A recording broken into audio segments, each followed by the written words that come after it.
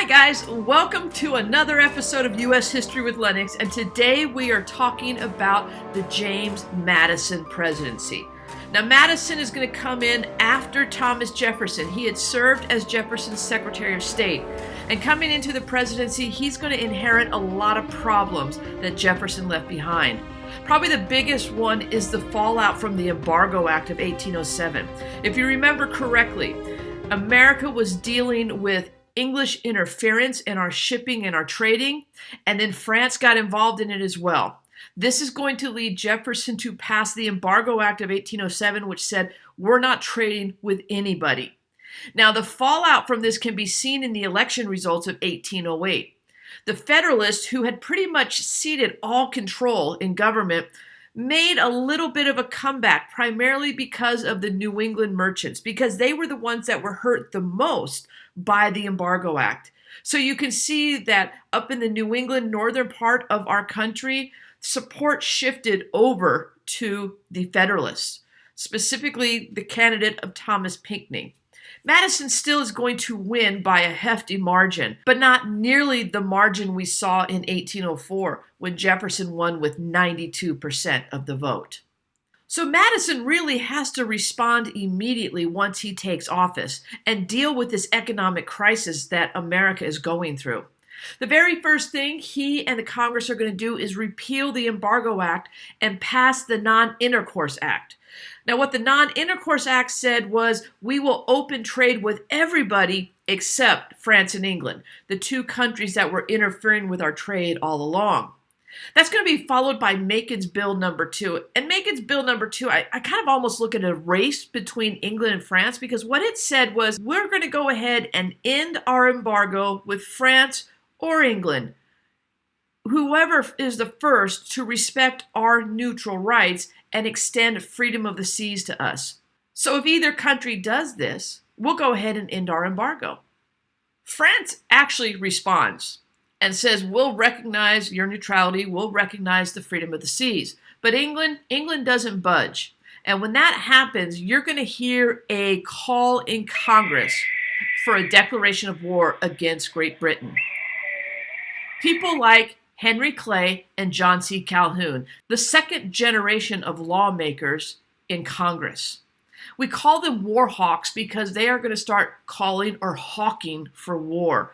And they want England bad. I mean, quite honestly, being the second generation of lawmakers, they don't have the, glory of winning a war. And now we're having problems with England again. So they're like, man, we can go in and whoop them again. Let's do it. And they're pushing Madison for this. On top of that, we have problems with the Native Americans in the West. See, they're not just claiming that we should go to war with England because of the infringement of our neutrality rights with trade. They're also calling for us to go to war because it appears that England is inciting the Native Americans on the western frontier. So there was this fear that England is trying to basically cut us down economically, but also cut us down from the West with the Native Americans, possibly to come in and retake what they had lost in the American Revolution. The Battle of Tippecanoe is going to lead to exactly what they want. William Henry Harrison had created an army in the West to protect against some of these raiding Native Americans. He was going up against Tecumseh, a Shawnee Indian who was trying to create a confederation of Native American tribes. They had met before, but it really came to a head at the Battle of Tippecanoe in 1811. At this battle, William Henry Harrison and his troops march into what's known as Prophetstown, which is right along the Tippecanoe River. And they're going to attack. And they don't just attack, they destroy. I think what really made this worse, and no doubt about it, it does, Tecumseh and all his men were gone. They weren't there to defend Prophetstown. And so when Prophetstown falls, Harrison is kind of elevated to this American hero status because he pushed back against the warring Native Americans and won. Except Tecumseh is not going to necessarily accept this lying down. He is going to seek revenge down the road. At the end of the battle, one thing is discovered.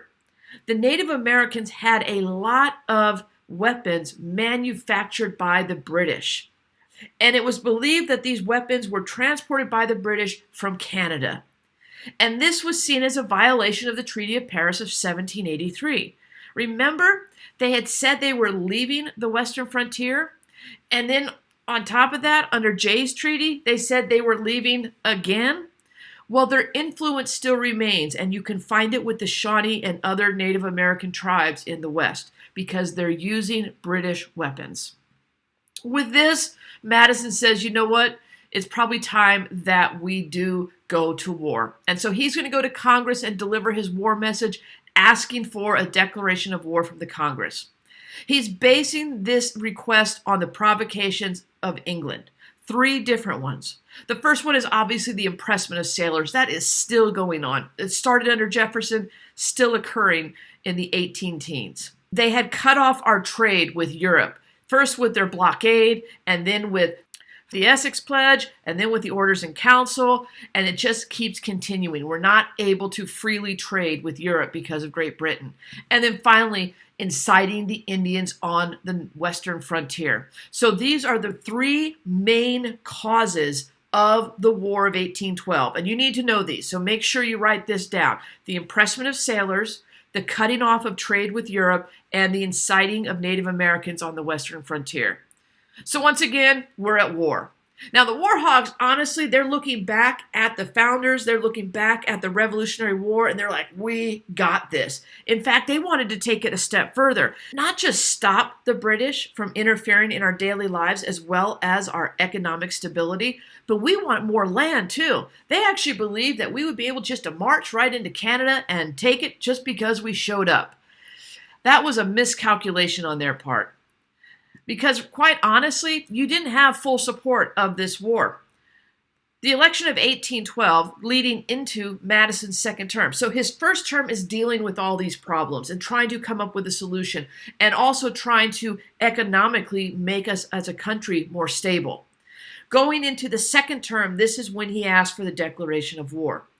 Now, you still have the people in New England who are upset going all the way back to 1807 and the Embargo Act. But please note that more people are turning away from the Democratic Republicans. We don't have a Federalist candidate running, but we have a candidate from the party called Fusion running. And that man, D.W. Clinton, is going to take 41% of the electoral vote. But Madison still wins. But it's very clear that the people in the northern part of the United States did not support the War of 1812, not like the war hawks in Congress. And we were totally unprepared. Our military under Thomas Jefferson had been cut way back. That was one of the issues he ran on against Adams. The military spending had driven up our debt, and so Jefferson cut our military way back. Because of our trade problems, the revenue that we would normally get from tariffs was not enough. We didn't have enough revenue for our government. And as we know from previous lessons, Jefferson did not like income taxes. So he never believed in passing a tax that would be directly applied to the American people. He believed that the tariffs would be enough to finance our government. He was wrong. And then finally, you have a whole region of our country that is completely against this war. That's going to make this a very difficult war to win. New England was against the war primarily because of what Jefferson had done. Like I said, Madison throughout his entire presidency is dealing with the fallout of the Jeffersonian administration. The Federalists of New England were upset because he had cut off trade, and that hurt their industry. So what you began to see, believe it or not, in the midst of a war was New England supplying both Great Britain and their allied states there in Canada with the supplies they needed to fight, and also telling the U.S. government that their state militias are not going to take part in the war. They'll defend their own states, but they're not going to do anything like invade Canada, which was a British territory.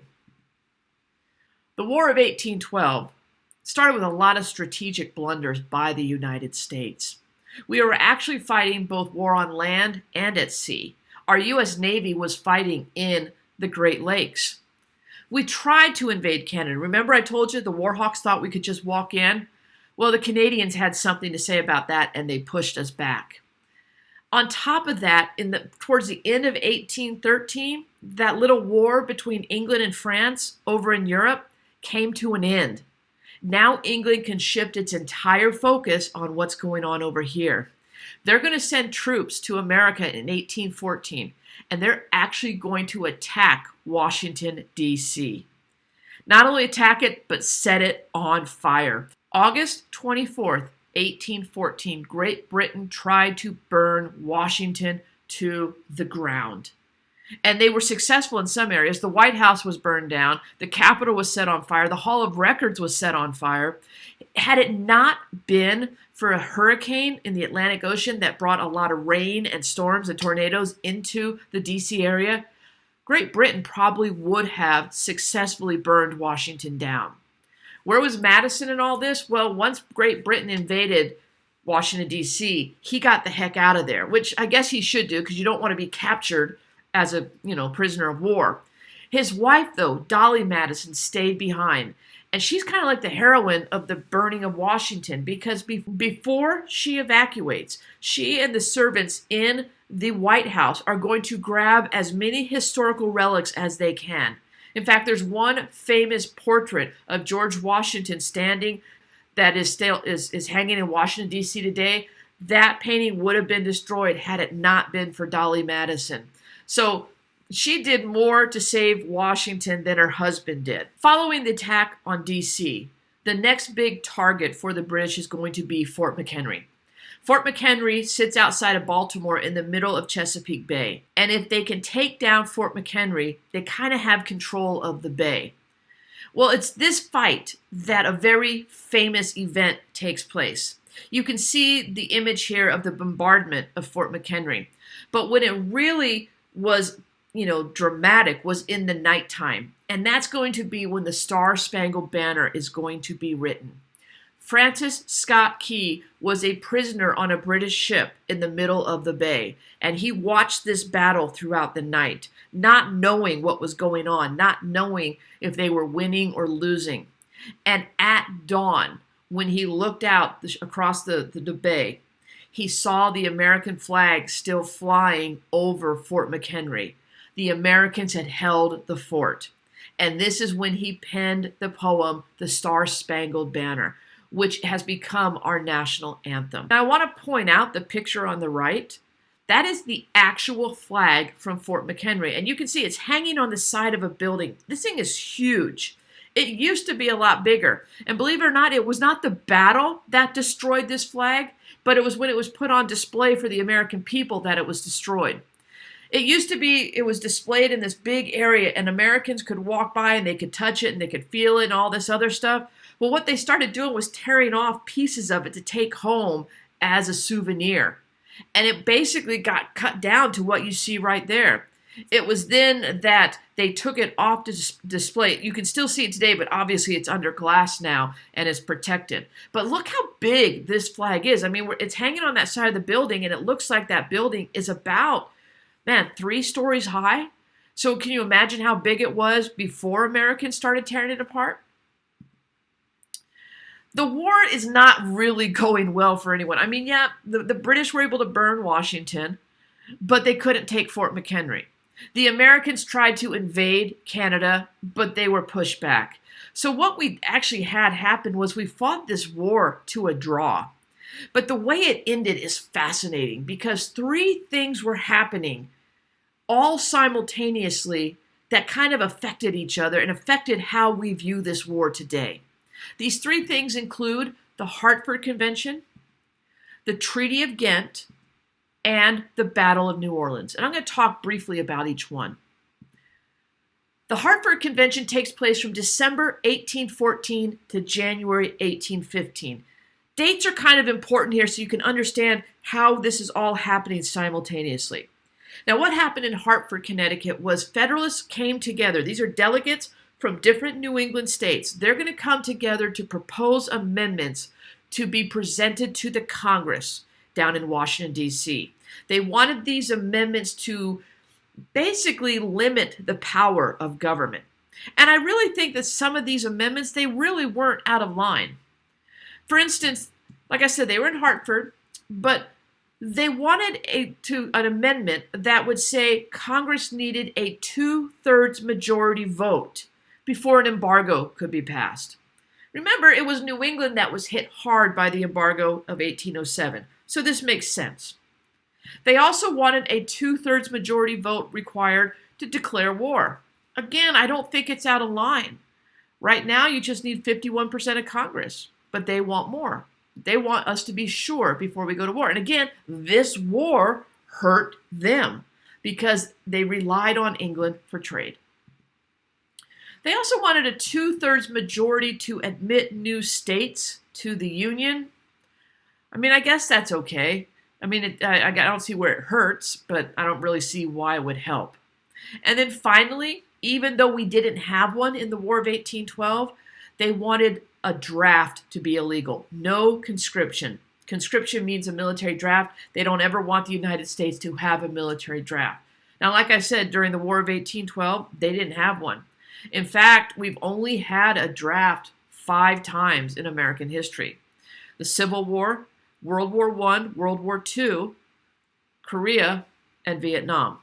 So really, it didn't affect the people in the early 1800s, but maybe they had foresight that I don't quite understand, but what the heck, they tried to get it. I think where they went wrong at this point was they're going to take these amendments down to Washington, and it's not just going to be we propose these amendments, it's going to be we demand these amendments, and if you don't give them to us, New England will secede from the Union.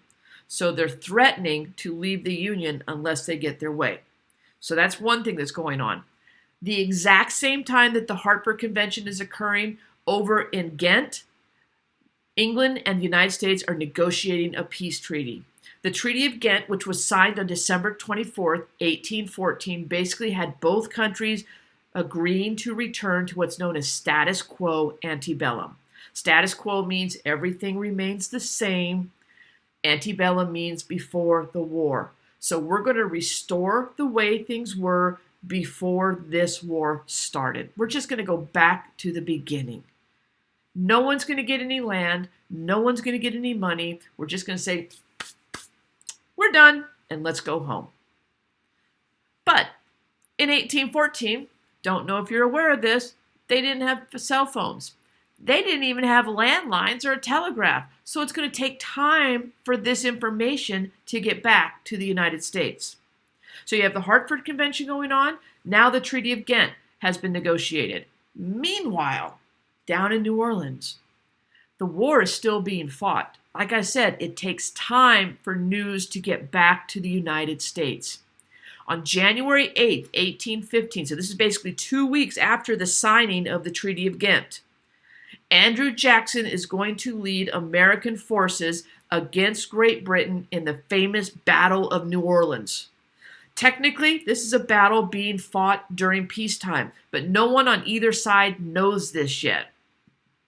This was a decisive victory for Jackson and the Americans. I mean, look at the numbers alone. When you look at those killed in battle, 291 British troops compared to 13 American troops. Wounded, almost 1,300 British troops, 39 Americans. And then missing, 484 British troops. I don't know where they went. They probably just ran to the back to have some tea or something. I don't know. They saw what was happening and said, we're out of here.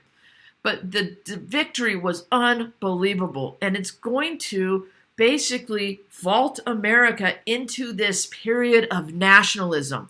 Because before we get word that the war is over, we hear about the Battle of New Orleans. And America is, man, they're proud, they're strong, and they're like, man, we whooped them. Even though the battle took place after the treaty was signed, this victory at New Orleans is going to vault American pride and give us the assumption that we won the war. Think about it for a second.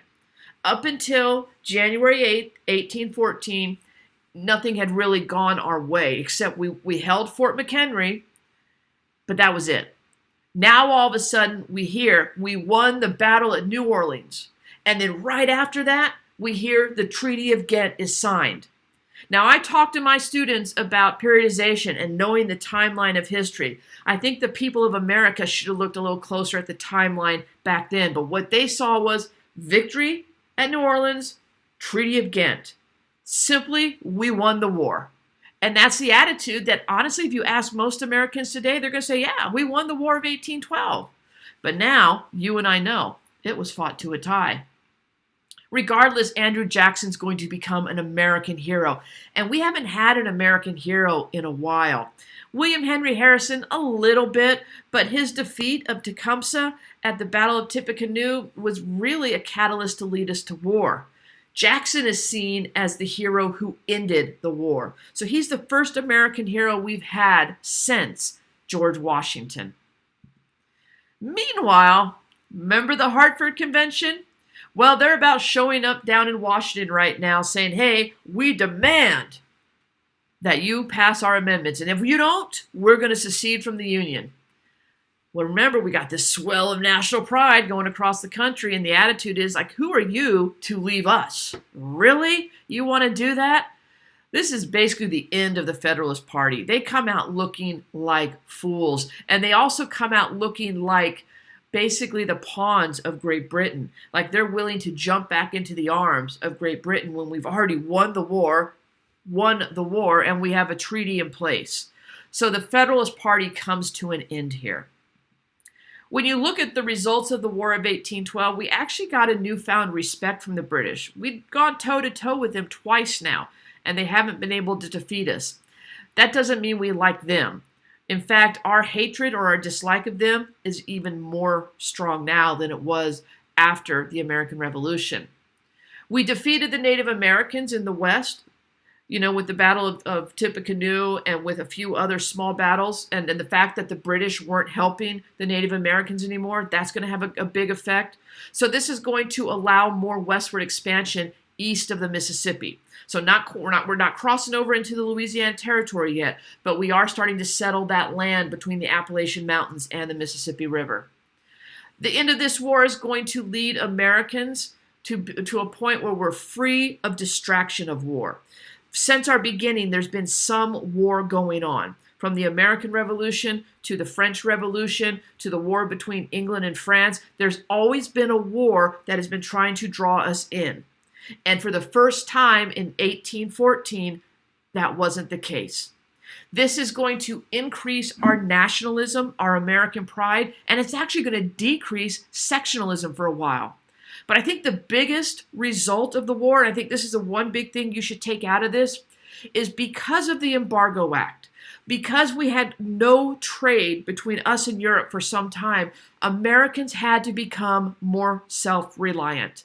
And because of that, we are going to see the rise of American industry. For the very first time, Americans are going to start producing goods on their own. We're not going to be reliant on another system of mercantilism. We'll still trade, but we're going to start becoming more self-reliant. So like I said, that's the one big thing I would recommend you come away with from the War of 1812. I mean, the failure of the Federalist Party, the rise of nationalism, that's very important. But the fact that America has now become self-sufficient, I think, is the biggest effect of the War of 1812. What does that mean in politics? Well, we're at the end of Madison's second term, so now his Secretary of State, James Monroe, is going to run for the presidency. And in 1816, you're going to see the rise of the Republicans once again. He's going to take 84% of the vote, and we're going to start in what's known as the era of good feelings. But that's for next time. Thanks for watching. If there's anything you missed or you just want to hear it all over again, go ahead and rewind it and go back to the beginning. But we'll see you next time. Bye-bye.